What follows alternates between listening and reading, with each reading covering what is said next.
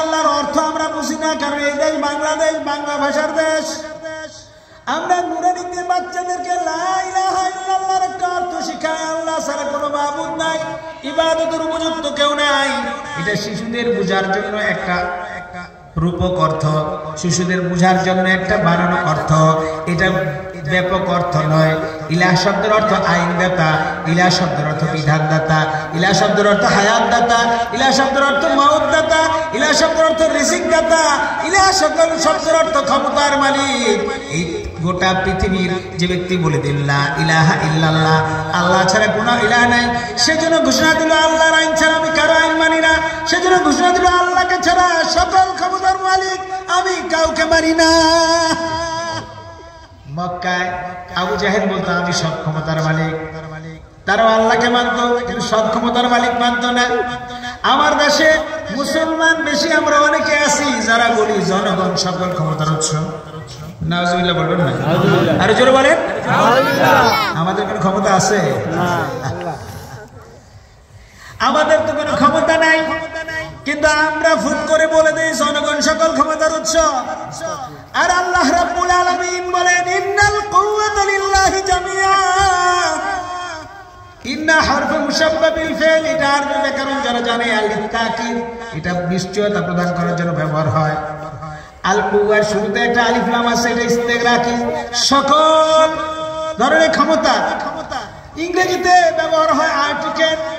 কুওয়া মানে পাওয়ার, পাওয়ার মানে শক্তি, এক প্রকার শক্তি। এর শুরুতে যদি একটা আর্টিকেল আনা হয় দ্য পাওয়ার, এর অর্থ হবে এনি কাইন্ড অফ পাওয়ার। পৃথিবীতে যত ধরনের ক্ষমতা আছে লিল্লাহ, একমাত্র আল্লাহর জন্য। সব ক্ষমতার মালিক কে? আরে জোরে বলেন কে? এখন যদি আমার দলের নেতা এসে বলে জনগণ সকল ক্ষমতার উৎস, এটা মানবেন? এটা যে বিশ্বাস করে তার ঈমান থাকবে না। সে যে দলের লোকই হোক না কেন। কিন্তু বন্ধুরা আমার, আবু জাহেল বলতো সব ক্ষমতার মালিক আমি, জনগণ মালিক। সে বলতো আমি আইন বানাবো, আমি আইন দিয়ে দেশ চালাবো। কিন্তু আল্লাহ রাব্বুল আলামিন রাসূল কারীম সাল্লাল্লাহু আলাইহি সাল্লামকে কালিমায়ে তাইয়্যিবা দিলেন। কি দিয়েছেন? সবাই বলেন কি দিলেন? তাইয়্যিবা মানে পবিত্র, যার মধ্যে কোনো নির্ভেজাল, কোনো ভেজাল। আল্লাহ তাআলা লা ইলাহা ইল্লাল্লাহ দিলেন। আল্লাহ ছাড়া কোনো আইনদাতা নাই, বিধানদাতা নাই, শাসনকর্তা নাই, রিজিকদাতা নাই, ক্ষমতার মালিক নাই। যেহেতু ওই দেশের লোকেরা তাফসীর করা লাগতো না, আরবি দেশের মানুষ পড়ার সঙ্গে সঙ্গে বুঝে যেত। যখন রাসূল কারীম সাল্লাল্লাহু আলাইহি সাল্লাম লা ইলাহা ইল্লাল্লাহ পড়তো, আবু জাহেলের ক্ষমতা নিয়ে টান লেগে যেত। এই জন্য বিগত আমলে দেখছেন না, যে আলেম সত্য প্রকাশ করে, যে আলেম কোরআনের সঠিক কথা বলে, যে আলেম রাসূলুল্লাহর মতো সত্যের সৈনিকে সমাজে সঠিক বিচার, আইন, আল্লাহর আইন প্রচারের কথা বলতো, তাদের কপালে হ্যান্ডকাপ যুক্ত। কথা ঠিক কিনা? ঠিক। এটা দেখে অনেকে সিন্নি সালাদ নিয়ে ব্যস্ত ছিল। তারা কিন্তু কোনোদিন জেল খাটে নাই, তাদের বিরুদ্ধে কোনোদিন মামলা হামলা হয় নাই, তাদেরও বড় পাগড়ি আছে, বড় জুব্বা আছে। সে কিন্তু ওয়াজ করতো এই দুনিয়ারটা না, আসমানের উপরেরটা আর মাটির নিচেরটা। আসমানের উপরে ওয়াজ করলে কারো গায়ে লাগবে? ওই জায়গায় আমরা কেউ আছি? আওয়ামী লীগ আছে, বিএনপি আছে, জামাত আছে, সরমনাই আছে। তা আসমানের উপরে তো ঘুষখোর নাই, চাঁদাবাজ নাই, সন্ত্রাসী নাই, খুনি নাই, আয়না ঘরের প্রভুরা কেউ আসমানের উপরে নাই। তাই আসমানের উপরে ওয়াজ করলে তার গায়ে লাগতো না, এই জন্য সে খুশি, হাদিয়াও বেশি। আর মাটির নিচের ওয়াজ করলে, মাটির নিচে জীবিত কেউ আছে? মাটির নিচে জীবিত কেউ আছে? সব হলো মুর্দা। এখন যদি মাটির নিচের ওয়াজ করি, আপনারা সবাই সমানে কানবেন, কিন্তু মাটির নিচে যাওয়ার কি নিয়ে যাবেন ওইটার ওয়াজ করতে গেলেই সবার গায়ে লাগবে। ওটা হচ্ছে জমিনের ওয়াজ। আমরা আছি কোথায়? আমরা আছি কোথায়? এখন জমিনের মধ্যে ঘুষ চলে, চাঁদাবাজ চলে, সন্ত্রাসী চলে, এখানে মানুষের উপর ধর্ষণ চলে, মানুষের মামলা হামলা চলে, মিথ্যা মামলা চলে, গায়েবী মামলাও আছে না নাই? আমি ভোলা জেলা কারাগারে গেলাম, এক মাওলানা সাহেবকে দেখি। মাওলানা সাহেব চরফেশন বাড়ি, বড় একজন আলেম বক্তা মানুষ। জিজ্ঞাসা করলাম, ভাই কবে আসছেন? আমি গতকাল তজুমুদ্দিন থেকে মাহফিল করে রওনা করছি, আমাকে কুঞ্জনহাটে গ্রেফতার করছে, আমাকে এখন ডাকাতি মামলা দিচ্ছে। সুবহানাল্লাহ, সুবহানাল্লাহ। মামলা কি সত্য হয়েছে? সুবহানাল্লাহ বলেন, জোরে বলেন নাউজুবিল্লাহ, জোরে বলেন।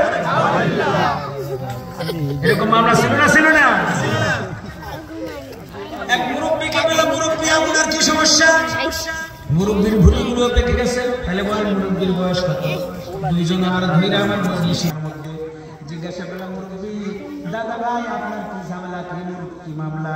বললো আমার নামে মামলা হচ্ছে, আমি গুঙ্গেরহাট গাড়ি চালাই। সুবহানাল্লাহ। তো নাউজুবিল্লাহ আমার বলা লাগে না, জোরে বলে যেমন ইবলিসও বিশ্বাস করবে এই মুরব্বীর বাড়ি সর্বেশন গুঙ্গেরহাট গাড়ি করেছে, যে বেটা উঠতে নিজে লাগে। আমি এই ঘটনার পরের সপ্তাহে আমার মাহফিল ছিল ভেলুয়া, ওখানে এক জালিম চেয়ারম্যান ছিল। ঈদের দিন আল্লাহ তার দায়কে নিয়ে গেছে, সে ফটকে লাফ দিয়ে স্টেজ থেকে উঠে বলল, হুজুর এই ওয়াজ করবেন না, সে হুকুমের আসামি ছিল। আমি এটা আপনি বলছেন, সরকার বলে নাই, সরকার বলছে ওই বেটায় বুদ্ধি সুযোগ করছে। হাজারো মানুষের নামে মিথ্যা মামলা, বিএনপির এক নেতার নামে 547টা মামলা। আমি বুঝি কি আপনারা এটা সমর্থন করেন? 547টা মামলা, এই লোক যদি হাজিরা দেয় 2 বছরেও তো মামলা ফুরাবে। একদিন করে একটা হাজিরা দিলেন। বিএনপির একজন জাতীয় নেতা ছিলেন সালাউদ্দিন কাদের চৌধুরী, নাম শুনেছেন আপনারা?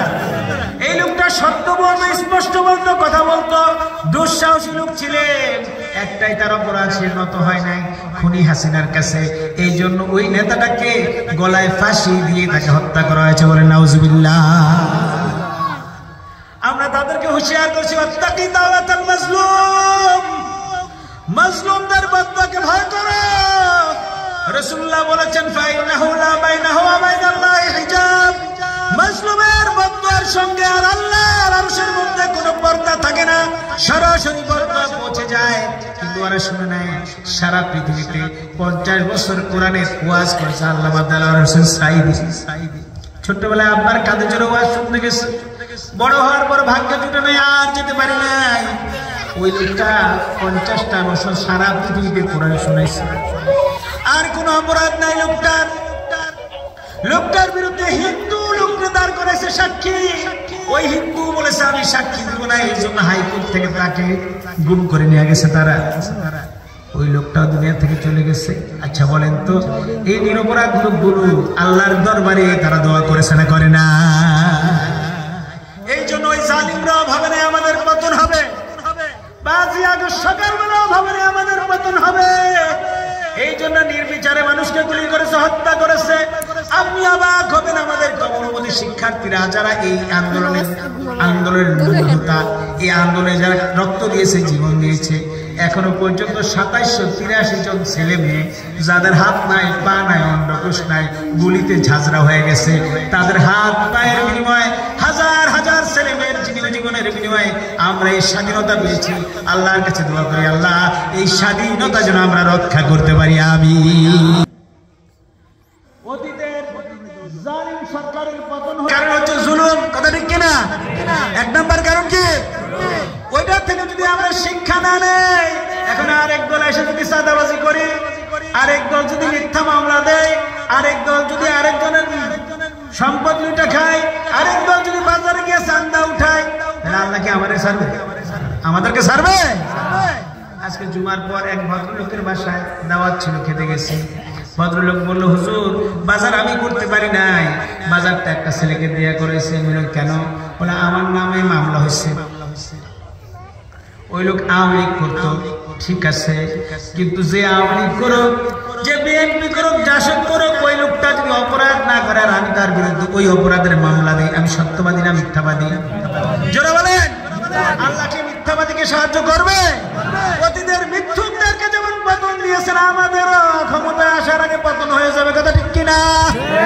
এই জন্য সাবধান, জুলুম কেউ করতে পারবেন না, অন্যায় কেউ করতে পারবেন না, কারণ আল্লাহ তাআলা জুলুম সহ্য করে না।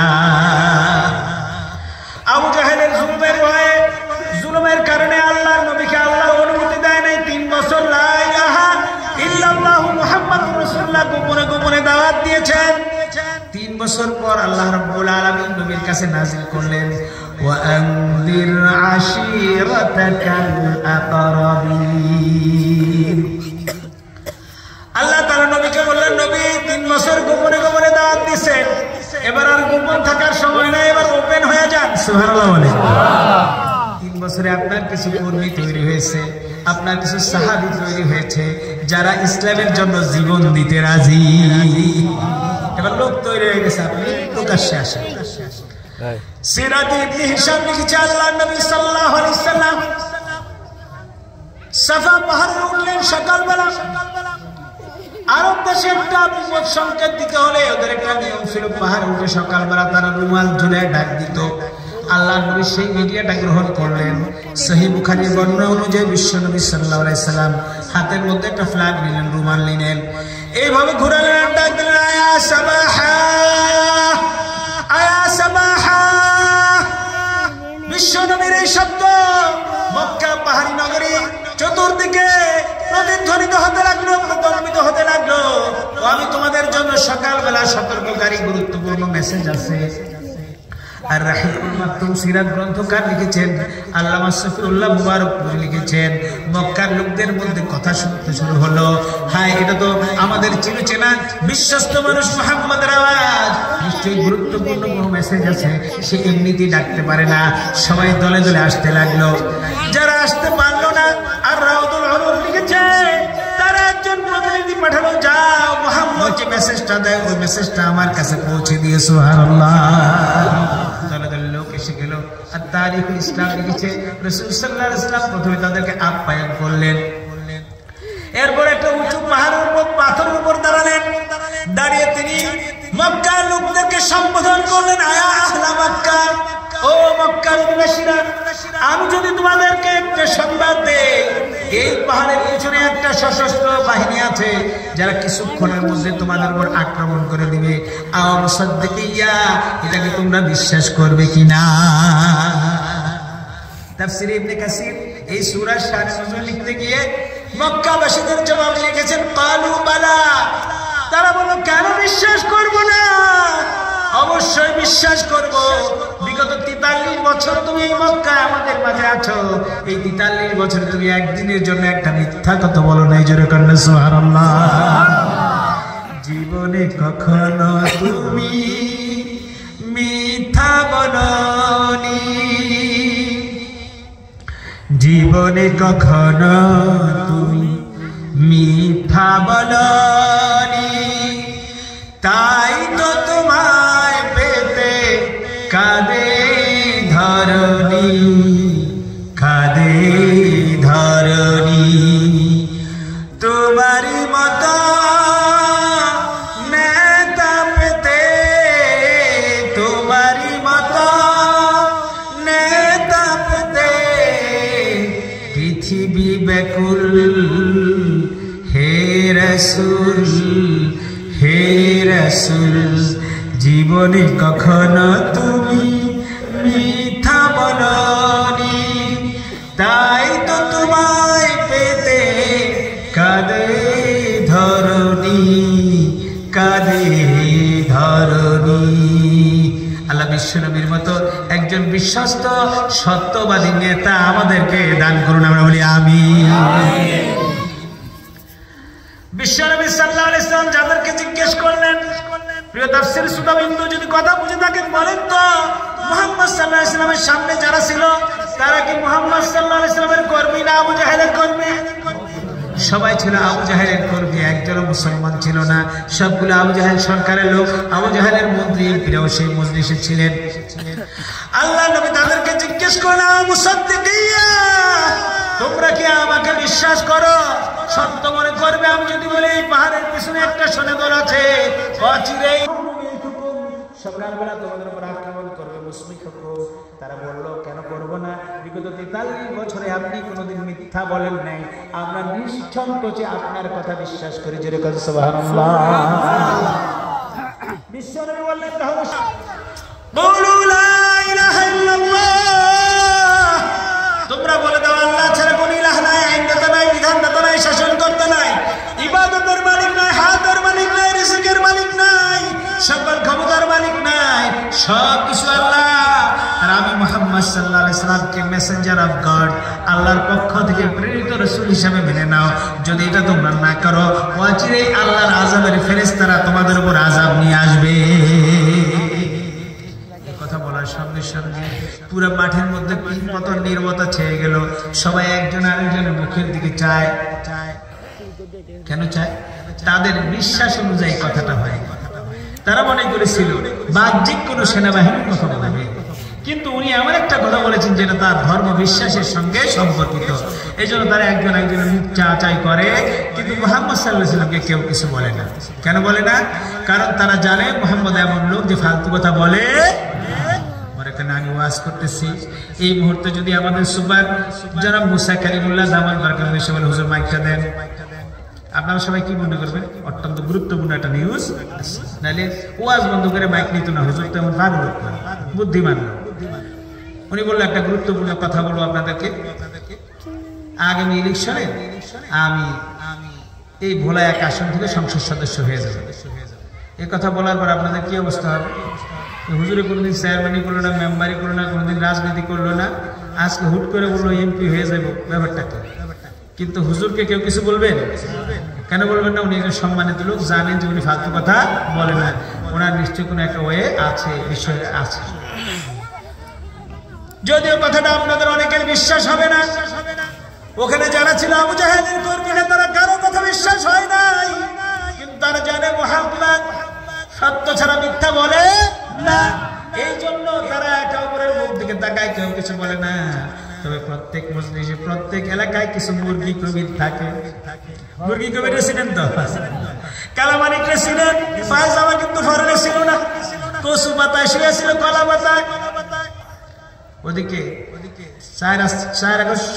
বিকাল বেলাও সে সাংবাদিককে উপেক্ষা করে উল্টা পাল্টা মন্তব্য করেছে ছাত্রদের বিরুদ্ধে, ইসলামের বিরুদ্ধে, মুসলমানদের বিরুদ্ধে। ওই মজলিসে একটা মুরগি কবির ছিল, যার কোথাও ঝামেলা থাকে না, ঝামেলা হলো খালি ইসলাম আর মুসলমান, দাড়ি টুপি দেখলে খেলে। ওর নাম ছিল আবু লাহাব। কি নাম ছিল? আবু লাহাব উঠে দাঁড়ালো। সিরাতুল সররুল আলম লিখেছে, আবু লাহাব একটা পাথর নিল, পাথরটা নিয়ে মুহাম্মদ সাল্লাল্লাহু আলাইহি ওয়াসাল্লামের মুখের দিকে নিক্ষেপ করলো আর বলল, তাব্বাল্লাকা লিহাদা জামাতানা ইয়া মুহাম্মদ, ও মুহাম্মদ তুমি ধ্বংস হয়ে যাও, এই জন্য বুঝি আমাদেরকে এখানে জমা করছে। জোরে বলেন নাউজুবিল্লাহ। উপস্থিত মজলিসের সবাই অবাক হলো। মুহাম্মদ সাল্লাল্লাহু আলাইহি ওয়াসাল্লাম যদি এমন কথা বলেছে, এটা আমরা বিশ্বাস করি না, কিন্তু তিনি এমন লোক যাকে পাথর মারা যায় না, তাদের কারো ভালো লাগে নাই। কিন্তু আবু লাহাবের ক্ষমতা বেশি, এই জন্য উনি ভাব দেখাইছে। বিগত আমলে দেখেছি অনেক জালিম, কোরআনের কথা অনেক দল, ওই দলের অনেক লোকে শুনতে গিয়েছে, আলেমের বিরুদ্ধে কোনো কথা বলে নাই। দুই একটা মুরগি কবিরের মতো জালিমরা দাঁড়িয়ে আলেমের বিরুদ্ধে স্লোগান দিয়েছে, কথা ঠিক কিনা? আবু লাহাব বাড়িতে চলে গেল, মজলিস বন্ধ হয়ে গেল। বিশ্বনবী মনে ব্যথা পেলেন। আল্লাহ রাব্বুল আলামিন ওই মুহূর্তে এই নিন্দনীয় ঘটনার নিন্দা জানাইয়া, প্রতিবাদ জানিয়ে সূরাতুল লাহাবের 5টি আয়াত, 23টি শব্দ, 81টি অক্ষর নাযিল করলেন। জোরে বলেন সুবহানাল্লাহ। এই সূরায় জানিয়েছেন, নবী গো, ভদ্রতাজনিত কারণে আপনি কোনো প্রতিবাদ না করলেও আমার হাবিবকে যে কষ্ট দেয়, আমি তাকে ছাড় দিই না, আমি তার প্রতিবাদনামা পাঠায়া দিলাম। আমরা 2 নাম্বার পয়েন্টটা শেষ করেছি। ধৈর্য আছে তো? একটুখানি দরুদ পড়ি। আল্লাহুম্মা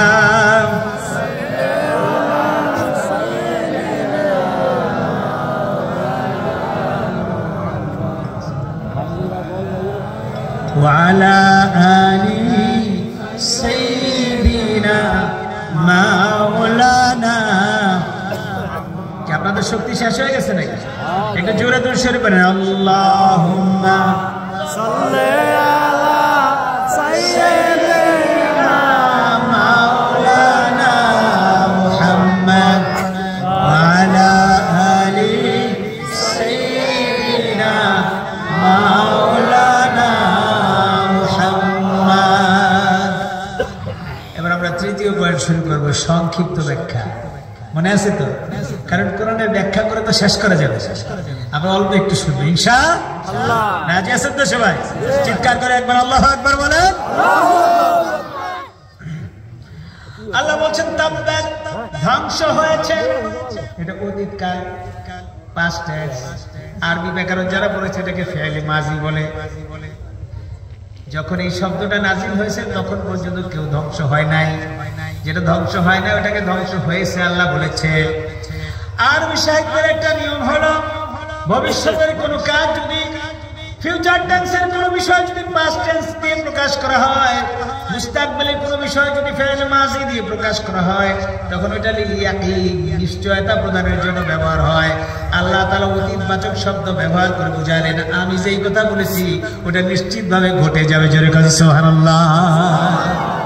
ইয়াদা মানে দুই হাত, ইয়াদুন এক বচন, ইয়াদান দুই বচন, ইজাফতের কারণে এখান থেকে নুন পড়ে গিয়েছে, ইয়াদা দুইটা হাত। আবি লাহাব এক লোকের নাম আবু লাহাবের, মনে আছে না? আবু লাহাব কোন লোক? যে আমার নবীকে পাথর মেরেছিল।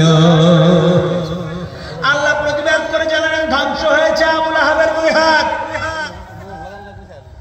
ইয়াদার তাফসীর করতে গিয়ে অধিকাংশ মুফাসসিরগণ তাফসীর ফি সিলাল কুরআন লিখেছে ইয়াদাল কুওয়া, ইয়াদা দিয়ে বোঝানো হয়েছে শক্তি। আল্লাহ রাব্বুল আলামিন ইয়াদা দিয়ে দুই হাত বুঝায় না, যেহেতু মানুষের উৎস হচ্ছে, শক্তির উৎস হচ্ছে হাত, এজন্য আল্লাহ হাত ব্যবহার করেছে, বুঝাতে চেয়েছে তার সকল শক্তি ধ্বংস করে দেব আমি। তাফসীরে মাজহারিতে কাজী সানাউল্লাহ পানিপতি রাহমাতুল্লাহ আলাইহি বলেন, ইয়াদা দ্বারা দুই হাত উদ্দেশ্য হতে পারে, কারণ আবু লাহাবের শেষ পরিণতি এমন হয়েছিল, আল্লাহ রাসূলের সাথে গুস্তাখি করার কারণে তার দুইটা হাত পচে বাজু থেকে আলাদা হয়ে গেছিল।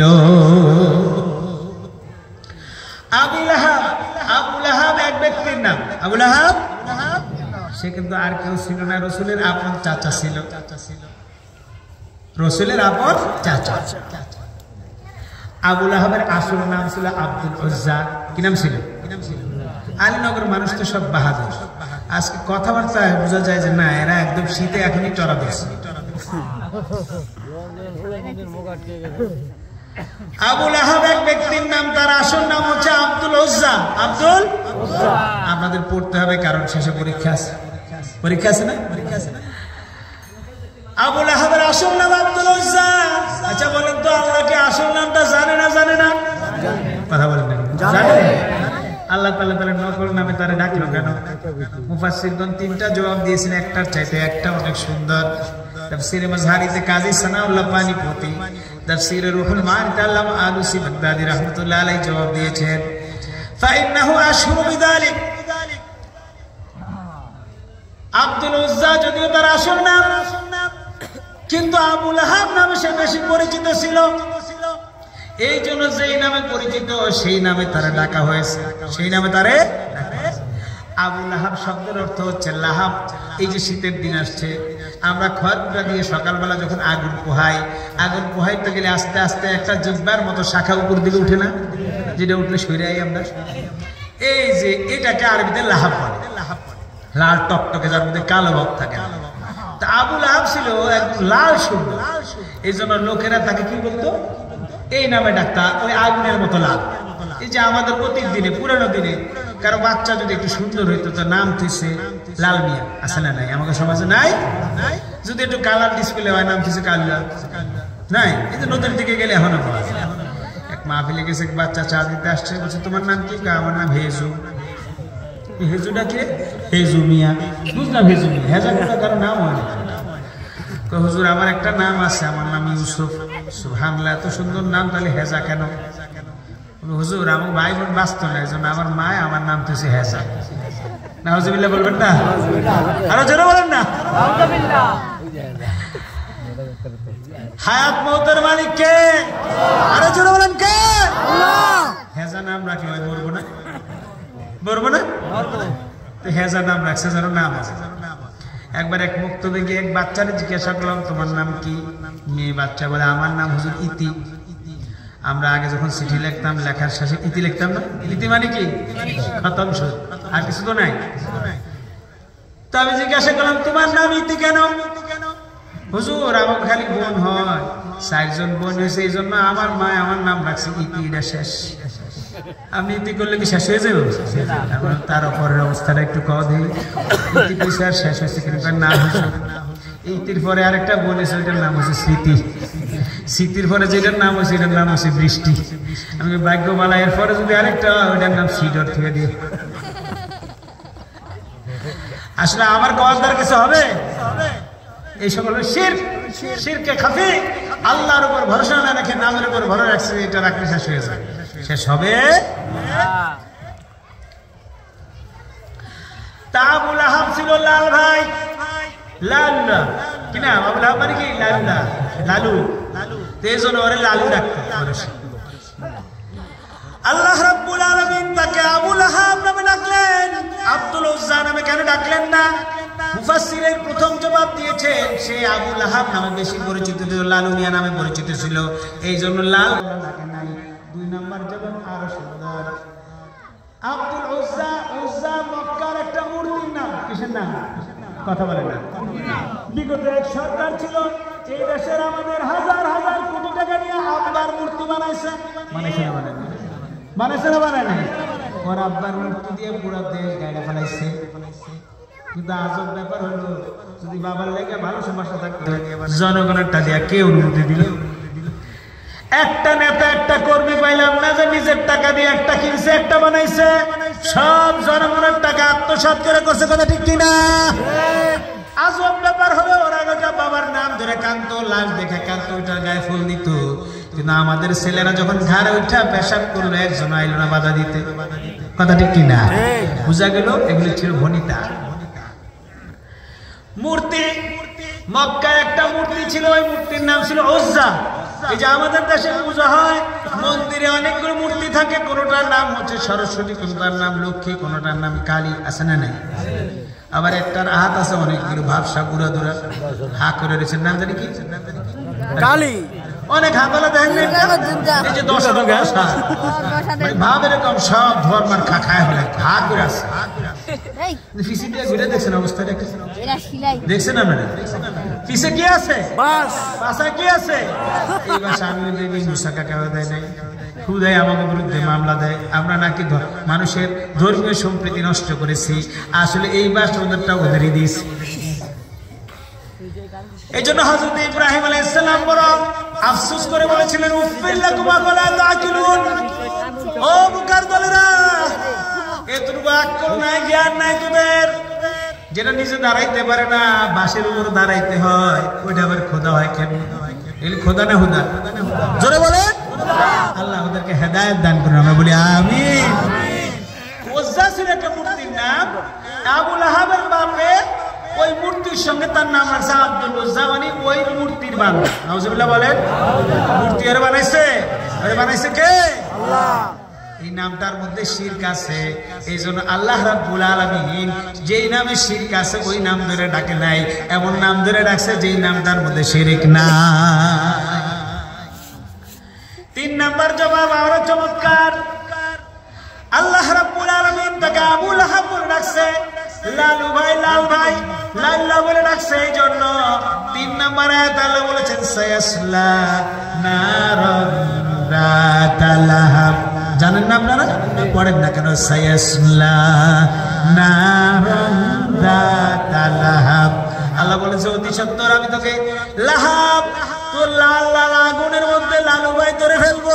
যেহেতু নামের সঙ্গে পরিণতির মিল আছে, এই জন্য ওই পরিণতির নাম ধরে আল্লাহ তারে ডাকছে।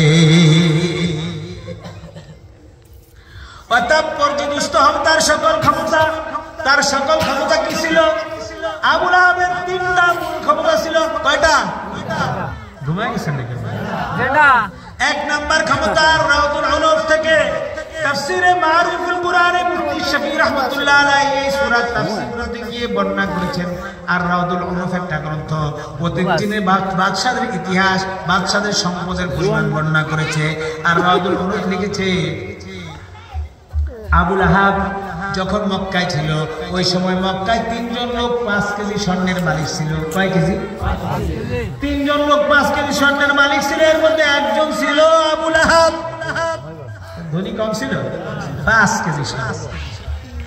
দেখেন না, আমাকে এক সচিবের ওয়াইফে ধরছে, সচিবের ওয়াইফের ব্যাগ, ভ্যানিটি ব্যাগ, ওটা চেক করে প্রায় 2 কোটি টাকার মতো টাকা পাইছে। সুবহানাল্লাহ।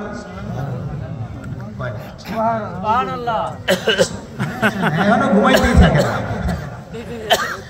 টাকা বেশি 1,83,00,000 বেরিয়ে ব্যাগে। এখন যখন ধরছে পুলিশেরা, মহিলা কাঁদতেছে আর বলছে, বাবা বাবা শোনো, মানে কোনো দুর্নীতির টাকা না, আমার যে বাজার করতে দিত তোমার সাহেব, ওখান থেকে 15-20 টাকা করে রাইখে এটা আমি জমাইছি। আমরা আবার অল্প করে দেখলাম, যদি 15 টাকা করে দৈনিক জমা করে 2 কোটি টাকা হইতে বয়স লাগে 2000 বছর। মহিলা তো আধা বেলা ছেলে বলছে, কি করে মহিলা কি সত্য বলছে না মিথ্যা বলছে? অতীতের সবগুলো নেতা ছিল মিথ্যাবাদী, কথা ঠিক কিনা? এমন নেতার প্রয়োজন যেই নেতা সত্য বলে, সত্য প্রতিষ্ঠা করে, রাসূলকে অনুসরণ করে। আল্লাহ তাআলা আমাদেরকে সেই নেতৃত্ব প্রতিষ্ঠার তৌফিক দান করুন, বলি আমিন।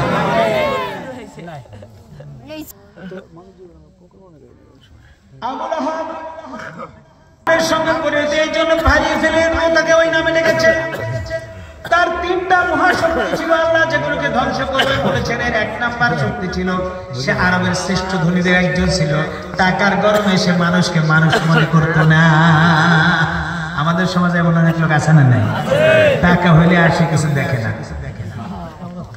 মাহফিলের জন্য সামনে চাইতে যান না, একটা ব্যবসা লইছে নতুন করে, তারেক ভাগো টাকার অভাব না।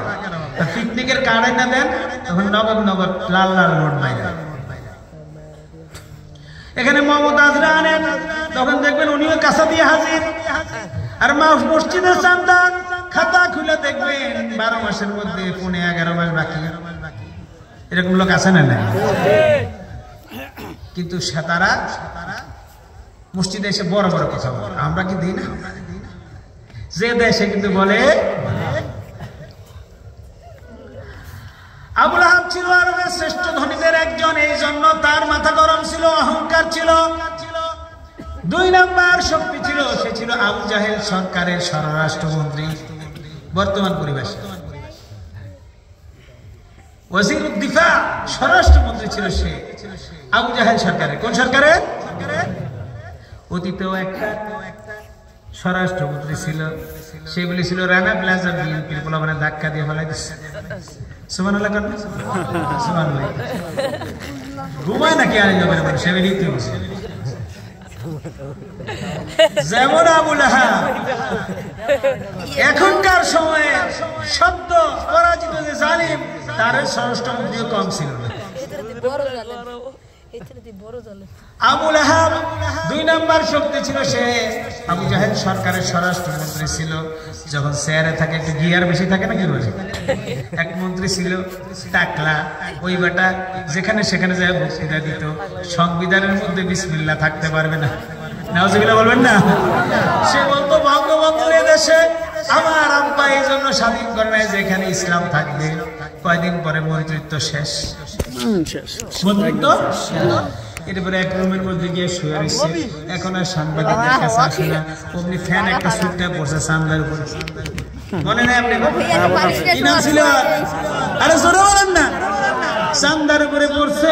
এই জালিমের সাংবাদিকরা জিজ্ঞাসা করলো, কেমন অ্যাক্সিডেন্ট হয়েছে? ভাই কিছু বুঝি না, ঘরের মধ্যে 4টা ফ্যান ছিল, একটা ফ্যানেরও কিছু হইলো না, আমার মাথার উপরে একটা পড়ছে। ফ্যানও বুঝছে এটা আবু লাহাবের নাম। 3 নাম্বার শক্তি ছিল, তার 2টা ছেলে। আবু লাহাবের 2টা ছেলে ছিল, একটার নাম ছিল উতবা, আরেকটার নাম উতাইবা। নাম 2টা বলেন, উতবা এবং উতাইবা। উতবা এবং উতবা ছিল যুব নেতা, উতাইবা ছিল ছাত্র নেতা। এটা বর্তমান পরিভাষা। ছাত্র নেতা যুব নেতা যারা, দেখেন না কয়েকদিন আগে আনসার লীগ সাজে, কেউ কিস্তি লীগ সাজে, এখন আবার ইসকন লীগ আছে না নাই? সবই কিন্তু ছাত্রলীগ, কথা ঠিক কিনা? যাই শুরুতে আসুন মুসলমান, হুঁশিয়ার থাকতে হবে, জালিমদের এদেশে ঠাঁই নাই, কথা ঠিক কিনা? আবু লাহাবের 2টা ছেলে ছিল, একটার নাম ছিল উতবা, আরেকটার নাম হচ্ছে উতাইবা। উতবা এবং উতাইবা 2 ভাই ছিল সন্ত্রাসী। কিন্তু জাহিলি যুগে এই দুই ভাই দুইটা ছেলের সঙ্গে রাসূলুল্লাহর দুইটা মেয়ের বিয়ে হয়েছে। যখন ইসলাম প্রচার শুরু হয় নাই, রাসূলের প্রতিবেশী ছিল তারা, তাদের সন্তান এই দুই ভাইয়ের সঙ্গে আবু লাহাবের দুই সন্তানের সঙ্গে রাসূলুল্লাহর দুই কন্যার বিয়ে হয়েছিল। উম্মে কুলসুম এবং রুকাইয়া রাসূল করিম সাল্লাল্লাহু আলাইহি সাল্লামের সঙ্গে বিয়ে করার তিন শক্তি ছিল। দেখেন না, যার ছেলেবেলার এক নেতা, ওর বাপের ভাব আছে না নাই? সরফেশনে এক চার দোকানে মুরব্বী চা খায়, আমরা মাহফিল থেকে ফিরতেছি অনেক রাত, মুরব্বী চা খাইতেছে, চা খায় আর গল্প করে। আমার ছেলে তো আজকে মন্ত্রীর লগে ঘুরতে গেছে। এটা কি লেগে কয়? সার বিলটা দিতে চায়। সার বিলটা এরকম বহু জালেম আছে না নাই? এই তিন শক্তির কারণে আবু লাহাব অহংকারী হয়েছিল। আল্লাহ বলে, আবু লাহাব শোনো, মা আফনা আনহু মালুহু ওয়া মা কাসাব। জোরে বলে আল্লাহু আকবার। তোমার সম্পদ, তোমার মন্ত্রিত্ব, তোমার সন্তান কোনটাই আমার শাস্তি থেকে তোমাকে বাঁচাতে পারবে না। ক্ষমতা থাকবে না। জালিমদেরকে যদি কেউ বলতো ক্ষমতা চিরদিন না থাকবে না, তারা খুশি হইতো না বেজার হইতো? কথা বলে না, বেজার হইতো না? উল্টা তার বিরুদ্ধে 10টা মামলা হতো, তারা মারতো অন্যায় ভাবে। এই সূরার তেলাওয়াত যখন মক্কায় শুরু হলো, ওলি গলিতে সবাই পড়ে, এই আবু লাহাবের কাছেও চলে গেল। ওরা তো আরব দেশের মানুষ, ওদেরকে তো হুজুরের না তাফসীর শোনানোর দরকার নাই, সে তো এটা অর্থ বুঝছে। তার মানে মুহাম্মদ বলছে আমার ক্ষমতা থাকবে না, আমার সম্পদ থাকবে না। ওই সন্ত্রাসী দুইটা বললো আমরা আর নেতা থাকবো না, আমরা ধ্বংস হবো। তাহলে মুহাম্মদকে ছাড়া যাবে না। বাবা ডাক দিল তার দুই পুত্রকে, উতবা আর উতাইবাকে, যা মুহাম্মদকে হুঁশিয়ার করে দে, সেই জন্য এই সূরার তেলাওয়াত আর না করে এটার তেলাওয়াত আর করতে পারবে না। যদি সে না মানে তাহলে তোমরা তার দুই মেয়েকে তালাক দিবা। নাউজুবিল্লাহ। হুঁশিয়ার করে দিয়ে আসবা। উতবা এবং উতাইবা দুই ভাই চলে গেল মুহাম্মদ সাল্লাল্লাহু আলাইহি ওয়াসাল্লামের দরবারে। আল্লাহর নবী সাহাবায়ে কেরামদের সঙ্গে কথা বলছিলেন। চিত্তবশরে এই দুই সন্ত্রাসী হাজির হলো। তারা রাসূলুল্লাহ, তাদের শ্বশুর, তাদের বয়োজ্যেষ্ঠ, কোনো দাম না দিয়ে ইয়া মুহাম্মদ, ইয়া মুহাম্মদ নাম ধরে ডাকতে শুরু করলো। আল্লাহর নবী বললেন, কি বলতে চাও বলো। তারা বলল, আপনি নাকি আমার বাবার বিরুদ্ধে কুৎসা রটনা করেন। রাসূলুল্লাহ বলল, আল্লাহি, আল্লাহর শপথ করে বলি, মা আতাবতু আবিকা, আমি তোমার বাবাকে কিছু বলি নাই। আমি যেটা তেলাওয়াত করেছি এটা আমার স্বয়ং আল্লাহ নাজিল করেছে। আর তেলাওয়াত করতে পারবেন না, প্রচার করতে পারবেন, এটা বন্ধ করতে হবে। আল্লাহ নবী নির্ভীক চিত্তে বললেন, ও তাইবা আবু লাহাবের সন্তানেরা শোনো, তাম পৃথিবী যদি আমার বিরুদ্ধে দাঁড়ায়, একটা চোখের পলক পরিমাণ সময়ের জন্য, তরফাত আইন, চোখের পলক পরিমাণ সময়ের জন্য আমি কোরআনের তেলাওয়াত আর আন্দোলন বন্ধ করব না। তাহলে আপনার মেয়ে দুইটাকে তালাক দিবেন। রাসূলুল্লাহ বলেন, তোমাদের ইচ্ছা। বাবার সামনে দাঁড়িয়ে নির্দোষ পবিত্র দুইটা নূরকে তালাক দিল তারা। হতভাগা উতাইবার সামনে অগ্রসর হলো, মুহাম্মদ সাল্লাল্লাহু আলাইহি সাল্লামকে কাছে গিয়ে সে রাসূলের চেহারা লক্ষ্য করে থুতু মারল। নাউজুবিল্লাহ। রাসূলের গায়ে থুতু লাগলো না। আল্লাহ নবী এবার মনে করেন কষ্ট করেন, মনক্ষুণ্ণ হলেন। আকাশের দিকে তাকিয়ে তিনি বললেন, আল্লাহুম্মা সাল্লিত আলাইহি কালবাম মিন কিলাবি। ও আল্লাহ, তোমার অসংখ্য হিংস্র কুকুর আছে, হিংস্র প্রাণী আছে, একটা কুকুর, একটা দাঁতওয়ালা প্রাণী ওর উপরে তুমি পাঠায়া দিও।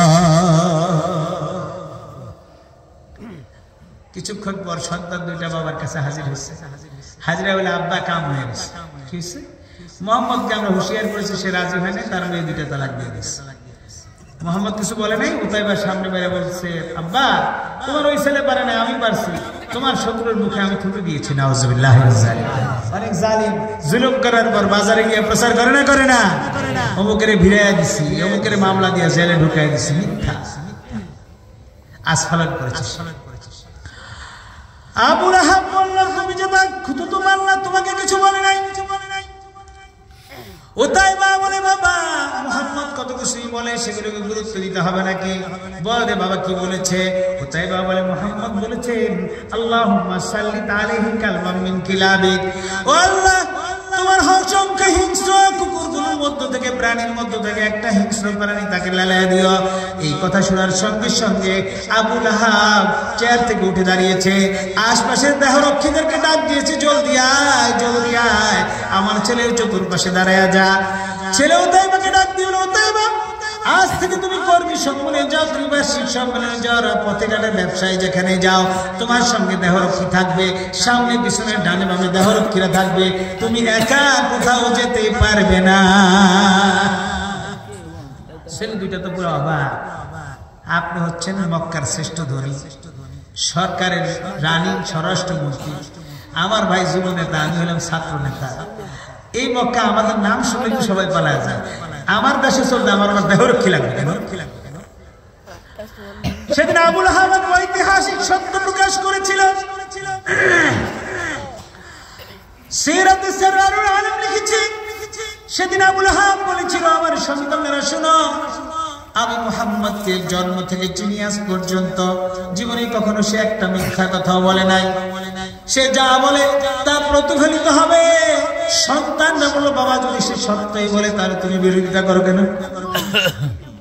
সত্যই বলে বিরোধিতা? ও বাবা, আমি বিরোধিতা করে শুধু কেবল ক্ষমতার জন্য। আমি যদি মুহাম্মাদের লা ইলাহা ইল্লাল্লাহ গ্রহণ করে নেই তাহলে আমি আর নেতা থাকবো না, মুহাম্মদ হবে নেতা, আমি হব কর্মী। আমি যে সম্পদ আহরণ করি অন্যায় ভাবে জনগণেরটা গ্রহণ করি, এটা আর করতে পারবো না। এই জন্য আমি তোমাদের ক্ষমতায় রেখে যাওয়ার জন্য আমি মুহাম্মদকে মানি না। আমি এখন বিশ্বাস করি যে কোনো মুহূর্তে তোমার উপরে কুকুররা হামলা করতে পারে, বাঘ হামলা করতে পারে, এই জন্য তুমি কখনো একা বাইরে যাবা না। আল্লাহু আকবার বলেন না? এই ঘটনা শোনার পর আবু লাহাবের স্ত্রী, তার নাম ছিল উম্মে জামিল। কি নাম? ঘুমাই পড়ছে নাকি? উম্মে জামিল। এই মহিলার আসল নাম ছিল আরদা। কি নাম ছিল? কিন্তু উম্মে জামিল নামে সে প্রসিদ্ধ ছিল। সে ছিল বিশ্ব সুন্দরী। যারা বেশি একটু সুন্দরী হয়, সুন্দরী জামিলাদের একটু ভাবসাব বেশি থাকে না, একটু ভাবসাব বেশি। তার বাবা আবু জাহেল সরকারের উপদেষ্টা, ভাই মন্ত্রী, স্বামী মন্ত্রী, ছেলে দুইটা সন্ত্রাসী। তাহলে তার ভাব আরো বেশি না? সে হলো বিশ্ব সুন্দরী।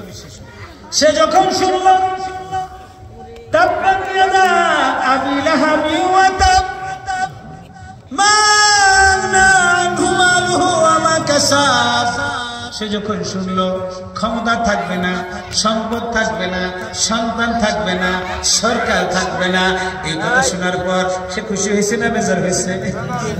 সে তো স্বামীর মতো অহংকারী। সিরাত গ্রন্থগুলো লিখেছে এই মহিলা স্বামীর দিক থেকে কোনো দিক কম ছিল না।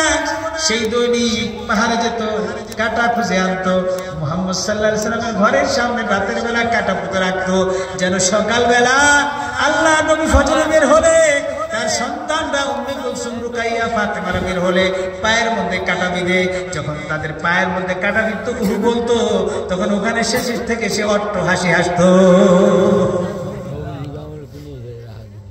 উম্মে জামিল, এই মহিলা যখন এই সূরা তেলাওয়াত শুনছে, সে কতগুলি পাথর নিছে হাতে, কিছু বর্ণনা আছে সেটা লাঠি নিয়ে কাঁচা দিয়ে মুহাম্মদ সাল্লাল্লাহু আলাইহি ওয়াসাল্লাম খুঁজতেছে, আজকে যেখানেই পাবো মাথা ফাটায় ফেলাবো।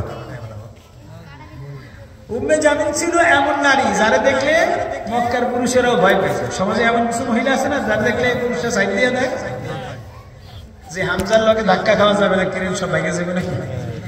তো এরকম কিছু দুষ্ট প্রকৃতির মহিলার মতো ও একটা মহিলা ছিল মক্কায়।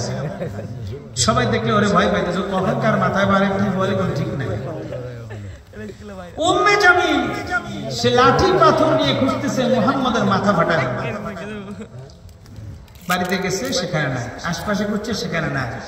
এবার সে বলে, যেহেতু এখানে নাই, আমি বুঝতে পারছি কোথায় আছে। সে চলে যাচ্ছে কাবার দিকে, যার কোথাও যেহেতু পাই নাই, মুহাম্মদকে পাওয়া যাবে কাবায়। যারা বলেন না সুবহানাল্লাহ। কি বলে? দুষ্ট লোকেরা কিন্তু জানে হুজুরে কই থাকে, হয় মসজিদে, নাই মাদ্রাসা, নাই মাহফিলে, এক জায়গায় থাকবে না, ঘরে যদি না থাকে এই তিন জায়গায় রাখবে। কিন্তু অতীতে আমরা দেখেছি আলেমদেরকে গ্রেফতার করে তাদের বিরুদ্ধে মামলা দিচ্ছে মানিবেক সুযোগ। আল্লামা মামুনুল হক শাইখুল হাদিস তার বিরুদ্ধে মামলা আছে মানি ব্যাগ চুরি। সুবহানাল্লাহ বলবেন না? আজকে ঘুম ছাড়লো না এলাকার মানুষ। মানি ব্যাগ চুরি করতে পারে হুজুর? বলেন শাইখুল হাদিস। মুফতি আমির হামজা একজন তরুণ বক্তা, কোরআনের বক্তা, তাকে মামলা দিয়েছে চুরির। যাকে পাইতো তার বিরুদ্ধে তারা মামলা দিয়ে দিত, উল্টা পাল্টা মামলা। যদিও তারা জানে যে এরা এই জায়গার লোক না, এরা ওই জায়গার লোক। উম্মে জামিলও জানতো মুহাম্মদ সাল্লাল্লাহু আলাইহি ওয়াসাল্লামকে কোথায় পাওয়া যায়। ঘুরতে ঘুরতে সে মক্কায় কাবার চত্বরে চলে গেল। আল্লাহর নবী কাবার সামনে নিয়ে সালাতে ব্যস্ত ছিলেন। পাশেই তার হাঁটুর সঙ্গে হাঁটু মিলিয়ে বসেছিলেন হযরত আবু বকর সিদ্দিক রাদিয়াল্লাহু তাআলা আনহু। হযরত আবু বকর দেখলেন উম্মে জামিল তেড়ে আসতেছে, কাঁচা দিয়ে লাঠি নিয়ে পাথর নিয়ে আসতেছে। ভাব দেখে আবু বকর রাসূলুল্লাহর কান মুবারকের কাছে মুখটা নিয়ে বলছে, ইয়া রাসূলুল্লাহ তাতি উম্মু জামিল, উম্মে জামিল আসছে, তার অবস্থা ভালো দেখা যায় না। আপনি যদি স্থান ত্যাগ করতেন অপমান থেকে বাঁচতে পারতেন। আল্লাহর নবী বললেন, রে আবু বকর উম্মে জামিলকে আসতে দাও, সে আসবে কিন্তু আমারে দেখবে না। নারে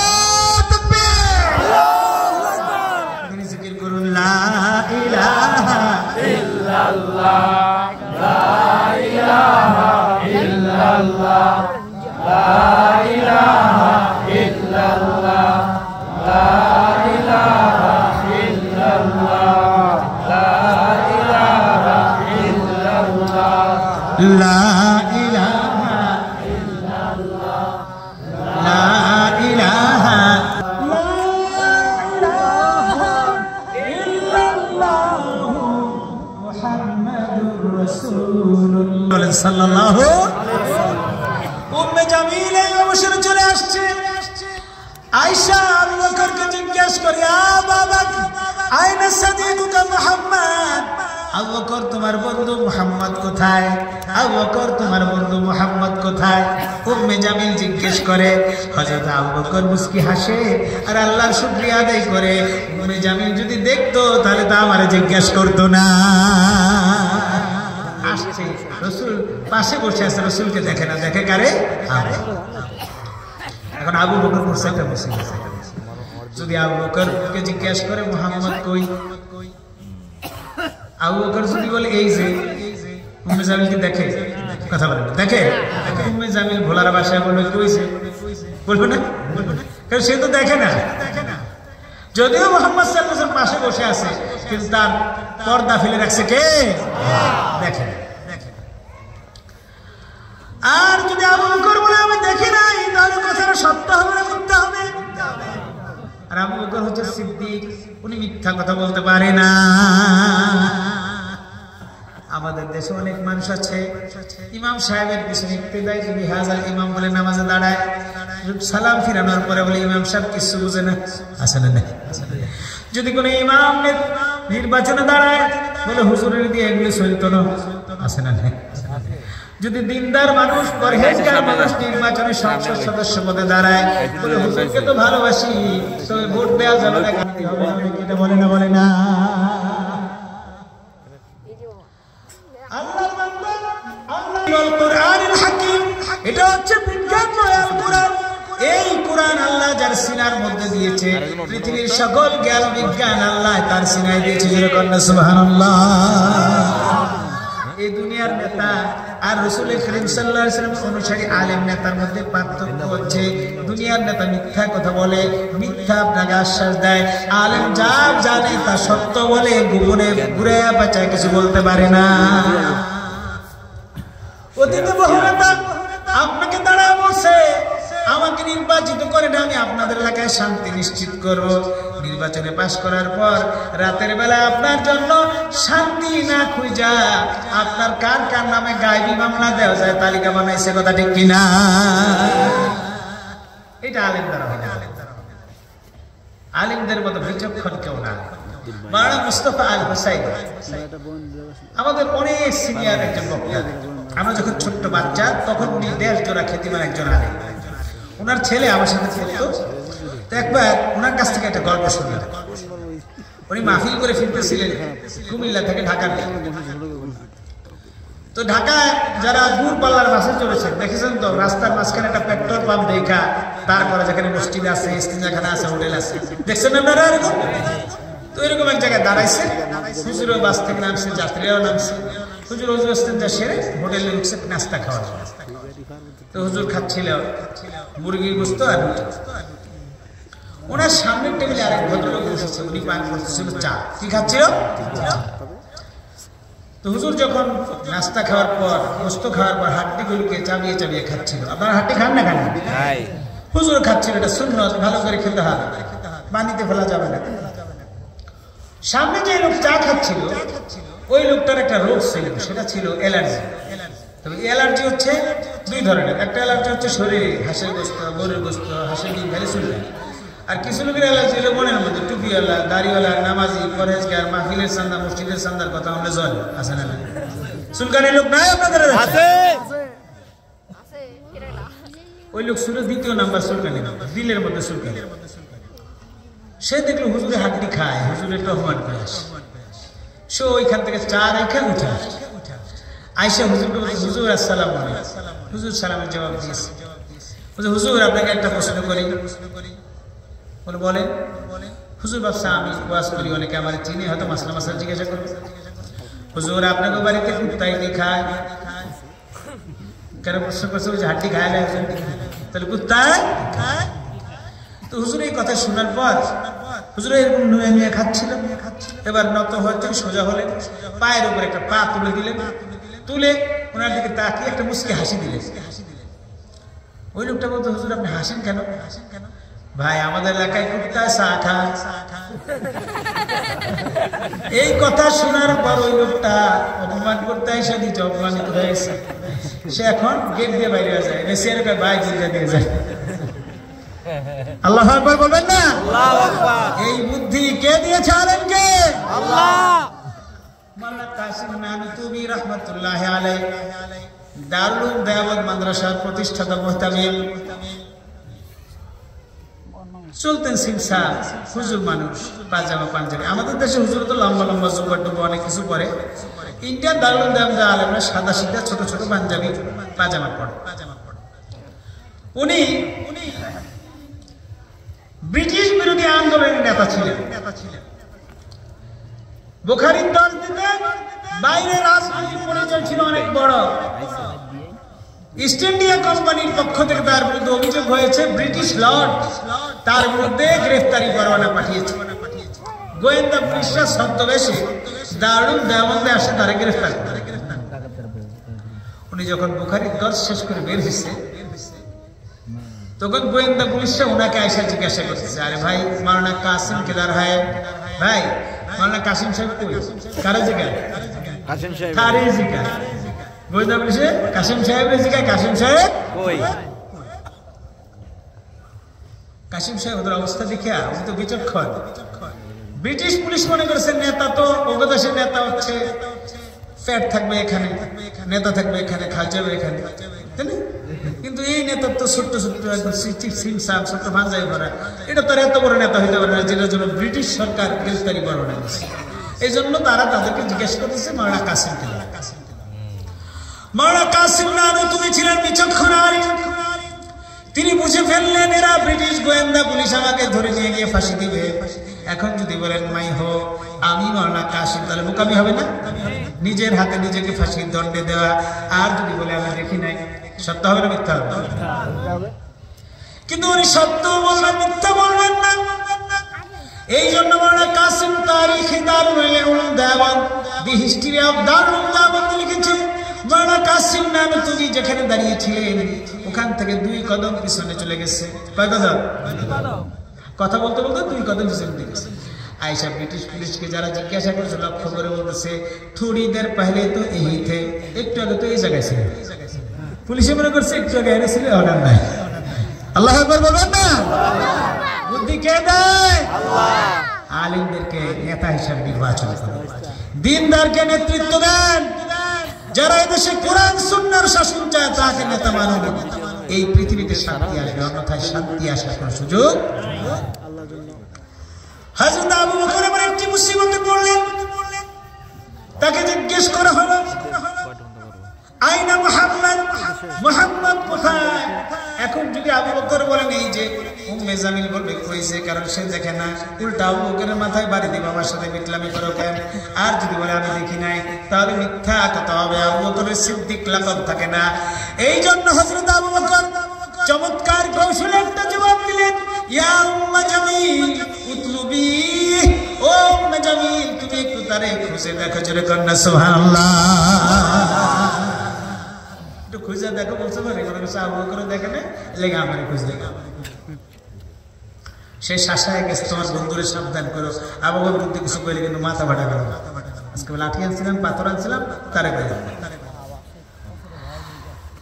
আল্লাহ রাব্বুল আলামিন জানিয়েছেন, মা আগনা আনহু মালুহু ওয়া মা কাসাব। উম্মে জামিল চলে গেল। উম্মে জামিল এখান থেকে গিয়ে সে গেছে পাহাড়ে লাকড়ি খুঁজতে। কি খুঁজতে? ঘুমাচ্ছে নাকি? জাগনা আছে? আলোচনার সামনে চলবে না শেষ হবে? চলবে। আল্লাহু আকবার বলেন। হাত উঁচু করে নারে তাকবীর। আল্লাহ। আল কোরআনের আলো ঘরে ঘরে জালো, আল হাদিসের আলো ঘরে ঘরে জালো, নারে তাকবীর। আল্লাহু আকবার।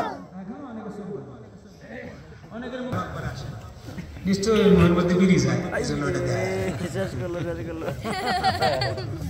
বিড়ি খাওয়া লোক আমাদের দেশে আছে না? নেই? আছে। আলীনগর মাশাআল্লাহ নাই। আপনারা জানেন, গত পরশুদিন বোরহানুদ্দিনে মাহফিলে গেলাম, স্টেজে উঠবে এই মুহূর্তে একটা জানাজার খাট নিয়ে আসছে মানুষ। বলতেছে হুজুর এই জায়গায় মাহফিলের জন্য নিয়ে আসতাম, লোকটা এই বাজারে নাইট কাটছিল, মারা গেছে, তার জানাজাটা পড়ে। ওরকম খাট যে কোনো মুহূর্তে আমাদের আসতে পারে না। খাটে উঠানোর আগে কাপড় দিয়ে, বাঁশ সাবান দিয়ে আমরা ধুই। ওটা তো লাশকে ধুই। গায়ের মধ্যে গন্ধ নিয়ে যদি থাকি, রহমতের ফেরেশতা তো আসবে না, আজরাইল জান কবজ করতে আসবে গজবের ফেরেশতা নিয়ে, আর তারা আমাকে টেনে ছিঁড়ে আমার রূহ নিয়ে যাবে। এই জন্য দুর্গন্ধ খাবেন না, তাওবা করুন, ধূমপান করবেন না। আল্লাহ আমাদেরকে কবুল করুন, বলুন আমিন। উম্মে জামিল লাকড়ি খুঁজতে গেছে, অনেকগুলো লাকড়ি আর কাটা জমা করছে, একটা গাঠি বাঁধছে। বোঝা যখন বড় হয় সাথে একজন সাহায্যকারী লাগে না? লাগে না? উম্মে জামিলের সাথে কোনো লোক নাই। আপনাদের মনে প্রশ্ন জাগবে, হুজুর বললেন সে ছিল মন্ত্রীর বউ, আবার মক্কার শ্রেষ্ঠ ধনী, তার আবার লাকড়ি খোঁজা লাগে? কেন খোঁজা লাগছে জানেন? উম্মে জামিল সম্পর্কে, এই আবু লাহাব পরিবার সম্পর্কে ঐতিহাসিকরা লিখেছে, তারা অনেক টাকার মালিক ছিল, ওরা ছিল মাক্ষিচুষ। মাক্ষিচুষ বুঝলেন তো? এটা একটা উর্দু প্রবাদ। এক লোক ডিব্বার মতো রাখছে মধু, ওই মধু ডিব্বার মতো করছে মাছ। কি করছে? সকালবেলা ডিব্বার মধ্যে মাছ, মুখের মধ্যে দিয়ে শোয়া শুরু করছে। ওয়াইফ এসে বলে সকালবেলা তুমি চকলেট খাইতেছ, আরে কইও না, মাসি মধু ডিব্বায় পড়ছে। ওই কথা, সিসি এটা কেমন কথা, মাসি মুখে দিচ্ছে খাটাস, তুমি বেশি কথা কইবে না, মধুর টাকা দিয়ে কিনছে, আজকে চুইয়া আর রস বাই করেছে। কৃপণ, চরম কৃপণ ছিল তার। এই দেশে বহু নেতা আছে যাদেরকে দেখলে রিক্সাওয়ালা কয় হাওয়া নাই, আছে না? টাকা কিন্তু আছে, রিক্সাওয়ালা জানে সারা দেশ ঘুরবে, টাকা দিবে। অনেক কামলার কাছে যদি বলে ভাই আমার বাড়িতে একদিন কাজ করবা, কামলা কয় দিন তো খালি নেই, আছে না? সে না খেয়ে থাকে, ওর বাড়িতে কাজ করবে না। এমন অনেক ধনী আছে না? আবু লাহাব ছিল ওই টাইপের মক্কার নেতা, ছিল জুলুমবাদ, ছিল টাকা পয়সা দিত না, মানুষের সাথে শেষরামি করত। এই জন্য নিজে নিজে গেছে লাকড়ি, অনেক লাকড়ি নিয়েছে। এখন তো ওই লাকড়ি উঠাতে, এবার সে একটা বুদ্ধি করেছে, একটা রশির এক মাথা, মনে করেন মক্কা তো পাহাড়ি এলাকা, মক্কা যাওয়ার খেয়াল আছে না? আস্তে আস্তে করে ইনশাআল্লাহ। কাবায় কারা কারা যেতে চান হাত তুলে? ইনশাআল্লাহ। লাব্বাইক আল্লাহুম্মা লাব্বাইক, লাব্বাইক লাব্বাইক লা শারীকা لا شريك لك لبيك إن الحمد والنعمة لك والملك لا شريك لك আল্লাহ আমরা কাবার হাজিরা বলে বলছি আমাদেরকে কাবায় যাওয়ার জন্য কবুল করে দিন আমিন কাফনের কাপড়টাকে গায়ে পরাবার আগে কাফনের কাপড়টাকে গায়ে পরানোর আগে সুযোগ করে দিও মরণের আগে একবার কাবার ধারে দিও আল্লাহ মরণের আগে একবার কাবার ধারে দিও বলেন আমিন আমিন পাহাড়ি শহর সব জায়গায় পাহাড় উঁচু পাহাড় মনে করেন এই টেবিলটা উঁচু পাথর এই পাথরের উপর রশির এক মাথা বিছাই দিচ্ছে আরেক মাথা আছে না সে যদি লাকড়ি লয় মাথায় তাহলে তো আর নত হতে পারবে না এই জন্য সে ওই রশির মাথা কেমনে নিবে আরেকটা মাথা গলার মধ্যে ফেসেছে তার সে কিতাব লিখছে আব্দুল ইয়াসির সহজ গিফট আমাদের ভোলার ভাষায় হরকা গিলা সে বাকি আরেকটা মাথারে গলার মধ্যে হরকা গিলা দিচ্ছে আর আরেক মাথা পাথরের উপরে বিছাইছে বিছাইয়া নিচে থেকে লাকড়িগুলি একটা একটা করে হেলে দিচ্ছে দিয়ে এই মাথা দিয়ে বাঁধছে এক মাথা দিয়ে গাঁঠুরি বেঁধে বলছে আরেক মাথা কোথায় আছে গলায় এবার সে উল্টা হয়েছে উল্টা হইয়া এই রশির মাথা টান দিছে যে বোঝাটা যেন কান্দে আসে কোনো লোক লাগবে না বুদ্ধিটা ভালো না সুন্দর বুদ্ধি করে টানতেছে টানতে টানতে যখন কাছে আসছে তখন লাকড়ির একটা মাথা সুচালো পাথরের মাথার সঙ্গে লেগে এদিকে আসার পরিবর্তে লাকড়ি পড়ে গেছে উল্টা দিকে পাথরের যখন পাথর উল্টা দিকে ভারী বোঝা পড়ছে হরকা গিয়া কি হয়েছে আর যখন কি হয়েছে এই ফাঁসি আমি দিছি হুজুরে দিছে কে দিছে আল্লাহ আজকে যারা পার্শ্ববর্তী হিন্দু রাষ্ট্র অবস্থান করে এদেশকে অশান্ত করার চেষ্টা করছে ওই জালিমদের ফাঁসি আমাদের দেওয়ার দরকার নাই উম্মে জামিলের মতো ওদের হাতে তাদের ফাঁসি হবে কথা ঠিক না নারে তাকবীর আল্লাহু আকবার উম্মে জামিলের মৃত্যুর খবর পৌঁছলো আবু লাহাবের কাছে আবু লাহাবের কেন যেন তার মনের মধ্যে উঠে গেল তাব্বাত ইয়াদা আবি লাহাবি ওয়া তাব মা আগনা আনহু মালুহু ওয়া মা কাসাব ওই যে মুহাম্মদ বলেছে আমার সব ধ্বংস হবে কিছুই আমাকে বাঁচাতে পারবে না আমার একটা ডানা তো ছিঁড়ে পড়ে গেল এটা তো আমি কাউকে দোষী করতে পারি না কেমনে মারা গেল আমার নিশ্চিত বিশ্বাস ওই যে মুহাম্মাদের কোরআনে বলছে ওইটারই ফল সময় শেষ হয়েছে আপনাদের আরো আলোচক আছে আমি শুনলাম এই জন্য অবশিষ্ট আলোচনা শেষ করতে পারছি না আজকে এই পর্যন্তই আল্লাহ রাব্বুল আলামিন আমাদেরকে কোরআনের কথাগুলো বুঝে শুনে আমল করার তৌফিক দান করুন আমিন ওয়া আখিরু দাওয়ানা আলহামদুলিল্লাহি রাব্বিল আলামিন আসসালামু আলাইকুম ওয়া রাহমাতুল্লাহি ওয়া বারাকাতুহু